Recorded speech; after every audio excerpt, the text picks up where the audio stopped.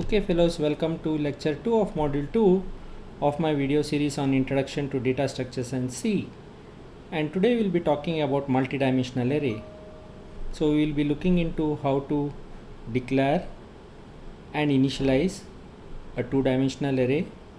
Then we will be looking into how to take the concept of two-dimensional array and further deal with three-dimensional array. So we will be reading and writing data into a three-dimensional array. And at the end we'll be having a look at a program where we are going to multiply two-dimensional arrays. So that's the agenda for the day. So let's get started. So what are two-dimensional arrays? So you can think of two-dimensional arrays as basically an extension of the one-dimensional array that we have studied so far.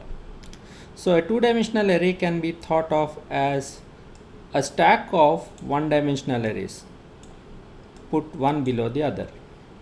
Okay, so we had only one indices or one index for a one-dimensional array, whereas for a two-dimensional array we'll be having two indices. One is a row index and other is the column index. So what is given out here is the row index and the column index of each element of a two-dimensional array. Say for example, this particular element has a row index of 1 and a column index of 1. Okay, whereas this element has a row index of 1 and a column index of 2. Okay, so that's how we basically point to an element of a multidimensional array. In this case it is a two-dimensional array. So along with the indices we need to store some, we can store some data into these particular memory locations. So given out here is the data as well as the index value of a two-dimensional array. Hope you get the concept. Okay, so now we'll look into the program of a two-dimensional array. So given out here is a code snippet where a two-dimensional array of dimension 3 cross 3 has been declared as well as initialized, and further we are going to print out the elements of the array that we have initialized it with. So I have a program out here, the main program. Okay, so I have a 3 cross 3 two-dimensional array called as matrix which has been declared. Okay, and further I have initialized it in this line. So if you see, a two-dimensional array is nothing but a stack of one-dimensional array. So as you know, this is a one-dimensional array, so I'm basically stacking three one-dimensional array one after another and putting it into another scope in order to get my three-dimensional array. Okay, later on I have two variables I and j, both of type integers, so as to basically point to the index of the array that has been declared and initialized. So in order to do that, I have a nested for loop, one for the row and other for the column. So this for loop basically iterates 3 cross 3 times, that is 9 times. This printf command gets iterated for different values of I and j, and the printf statement basically executes the command where I print out each element of index in the index I and j of this multi-dimensional array, that is two-dimensional array matrix. So at the end of it, after each printing out each of the rows, then I basically give a printf so that the next row gets printed out in the next line. Okay, so this basically command gets iterated 9 times. Okay, and this command gets iterated 3 times, so which is there inside this for loop. So this for loop basically iterates 3 times, and for each iteration this for loop gets iterated 3 times. So 3 into 3, so this command gets executed 9 times, which prints out the 9 elements of my array, which is nothing but 1 1 1 in this particular case. Hope you have got this concept. Okay.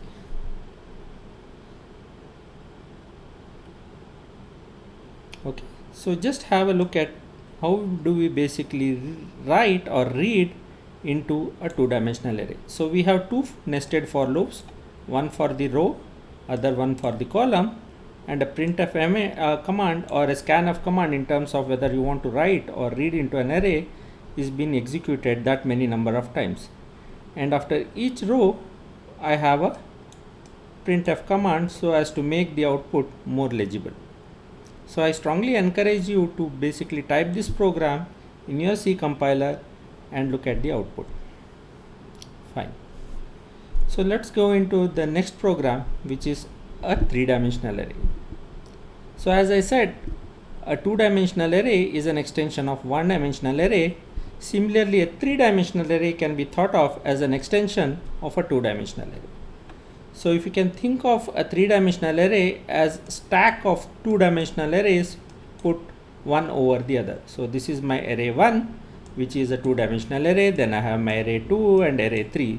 Each one of them is a 3x3 array. So I have 3x3 arrays stacked together in order to form a 3x3 3-dimensional array. Okay, and if you want to think of how do I basically declare and initialize it, in the declaration part I have one more index for the depth. I have one for the row and one for the column for each of these matrices, and then one index to basically point to which of the matrices that I am referring to, whether it is the green, the yellow or the pink. So it can be 0, 1 and 2. Okay, so that is the third index that comes into play. And if you look into the initialization, this was the initialization of a 2-dimensional array. So I have stacked up three two-dimensional array of dimension 3x3 in order to get a array of 3x3x3, a 3-dimensional array. Okay, so nothing much complicated, but these are some of the basic concepts that you need to know before we jump into the code. Okay, so let's look into a program where I need to print and store 12 values in a 3-dimensional array. So you can store 12 elements in a 3-dimensional array as 2x3x2 matrix, or it can be 3x2x2 matrix, or it can be 2x3 matrix. So you can basically take this in any of these combinations. I prefer to choose 2-dimensional array of 2x3 and 2 such arrays stacked together in order to basically form a 3-dimensional array. So you can think of this as a stack of 2 2-dimensional arrays of dimension 2x3. Okay, so 2x3 is the dimension of the 2-dimensional array, and I have 2 such arrays stacked together in order to form the 3-dimensional array. So that is how I basically declare a 3-dimensional array, and I name it as test. Having done that, I would like to print out the values, basically fill out the values of this particular array. I need to initialize it, but this time I am going to take the the values from the keyboard or the user. So in my earlier case I had 2 for loops. Now obviously I have 3 for loops. One is for the I and j, that is the row index and the column index, and I have another value k for the number of 2-dimensional arrays. Okay, so whether it is the 0th array or the first array in this particular. So I have 2 2-dimensional arrays. So k goes from 0 to less than 2 or 0 and 1. Okay, so I have 3 nested for loops and a scanf statement nested inside them. Okay, so this scanf statement basically runs 3 into 2 into 2 times, which is 12.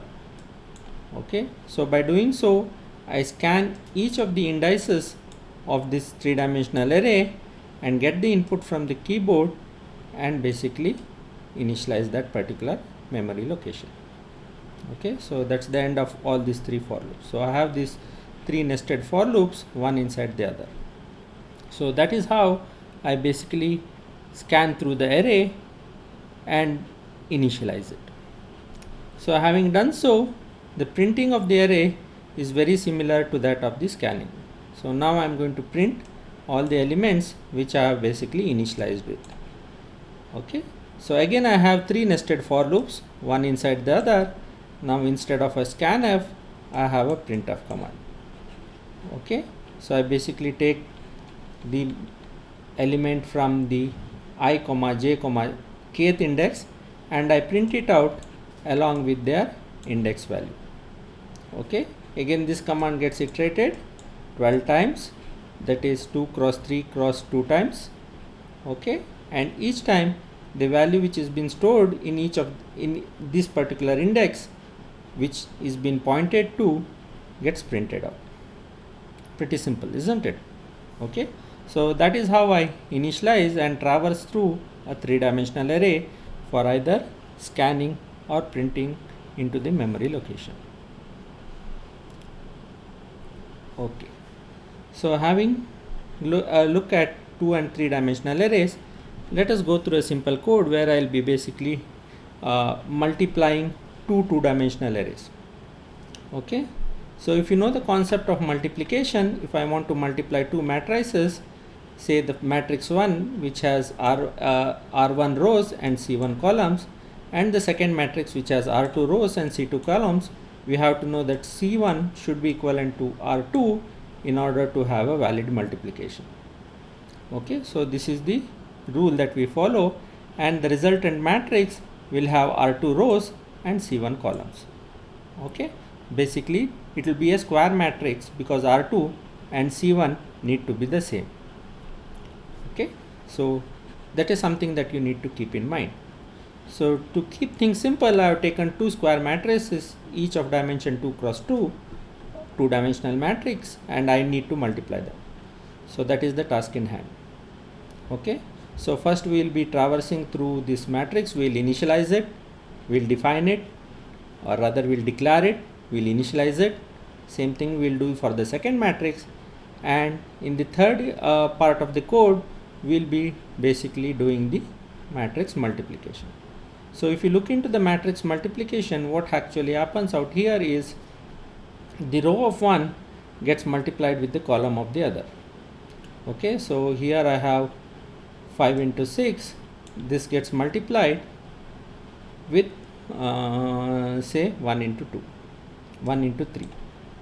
Okay, so basically we take the row of the first and the column of the second and then we multiply that. Okay, so the row of the first is 1 and 2 and the column of the second is 5 and 0. So 1 into 5 plus 2 into 0. So 1 into 5 plus 2 into 0. Then we take the second row and multiply it with the second column in order to get this. So second row is 2 into we take the second row 3 into 4 and multiply it with the first column to get this, and second row and to second column will get me this element. Okay, so 2 second row and second column, so 2 and 2, so that is this element. Okay, so if I take the first row and first column, so this is 1, this is 2, so 1 and 2 is 1 into 6 and 2 into 7, so that is this column. Okay, so hope you get the concept of matrix multiplication. So let us code this around. Okay, so first I have defined 4 constants in order to set the values of R1, C1, R2, C2. Then in my code snippet I have 3 variables basically to point to the indices. I and j is for the indices, and k is another variable that I keep that I require in order to do the multiplication. We'll look into that. Then basically I have defined or declared all the 3 matrices, matrix A, matrix B and matrix M. Okay, so I'll be multiplying A and B and storing the result of the multiplication of these two matrices in matrix M. Okay, so you should by now be very clear with the declaring and basically traversing through the array in order to initialize it. So let me traverse through the array A and get the input from the keyboard and initialize this matrix A. Similarly, I traverse to the second matrix B, okay, and take the input from the keyboard and initialize this matrix B. So again, it's nested for loops, one for I, one for J, which I goes from 0 to R2 and J goes from 0 to C2, and similarly for A, it goes from I goes from 0 to R1 and J goes from 0 to C1. Okay, fairly simple. Okay. Now comes the crunch of the program. Now we need to having declared and initialized A and B. Now I need to multiply A and B. Okay. So what I do out here is I basically get the element of the M. Okay. Initialize it to 0, perform the multiplication and store the result in that particular element. So that is what happens out here.